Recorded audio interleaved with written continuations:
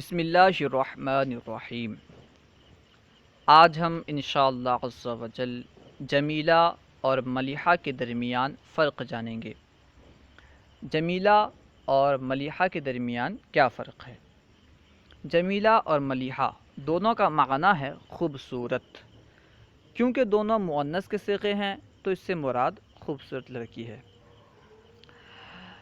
تو جمیلہ کسے کہیں گے، ملیحہ کسے کہیں گے؟ بیان کر رہے ہیں الجمیلۃ ہی التی تأخذ بصرک من بعید وان دنت لم تکن کذالک۔ جمیلہ وہ ہے جو دور سے آپ کی نگاہ کو کھینچ لے اگرچہ قریب وہ اس طرح نہ ہو۔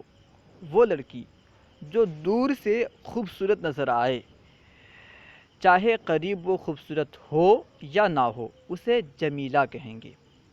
ملیحہ کسے کہیں گے؟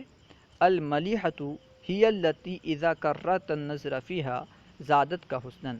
ملیحہ وہ ہے کہ جب تو اس میں نظر کو مقرر کرے، یعنی تو جب اسے بار بار دیکھے زادت کا حسنا، تجھے وہ زیادہ حسین نظر آئے، تجھے وہ زیادہ خوبصورت نظر آئے، ایسی لڑکی کو ملیحہ کہیں گے۔ یعنی جتنی مرتبہ آپ اسے دیکھیں آپ وہ زیادہ خوبصورت نظر آئے، ایسی لڑکی کو ملیحہ کہیں گے۔ نبی کریم صلی اللہ تعالی علیہ وسلم ملیح تھے، یعنی نمکین حسن والے تھے۔